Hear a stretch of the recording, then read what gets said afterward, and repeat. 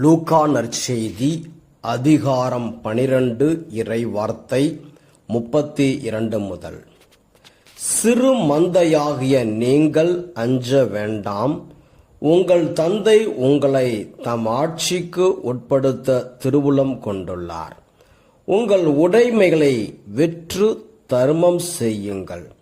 இற்று போகாத பண பைகளையும் விண்ணுலகில் குறையாத செல்வத்தையும் தேடிக் கொள்ளுங்கள். அங்கே திருடன் நெருங்குவதில்லை, பூச்சியும் அரிப்பது இல்லை.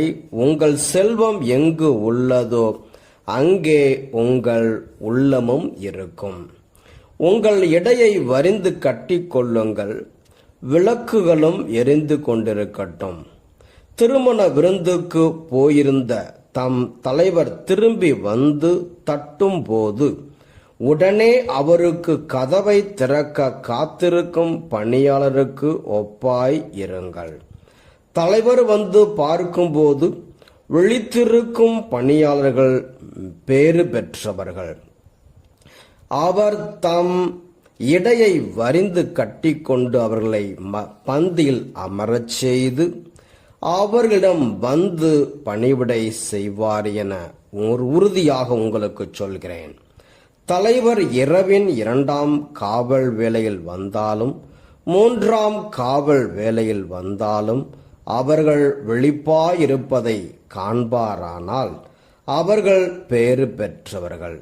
எந்த நேரத்தில் திருடன் வருவான் என்று வீட்டு உரிமையாளருக்கு தெரிந்திருந்தால் அவர் தம் வீட்டில் கன்னமிட விடமாட்டார் என்பதை அறிவீர்கள்.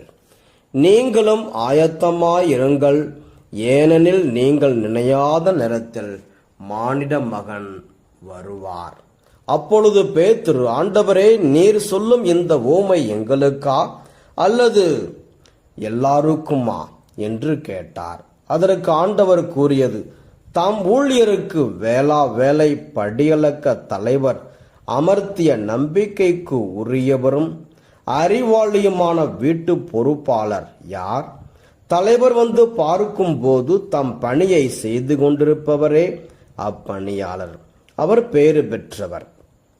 அவரை தம் உடைமைகளுக்கெல்லாம் அதிகாரியாக அவர் அமர்த்துவார் என உண்மையாக உங்களுக்கு சொல்கிறேன்.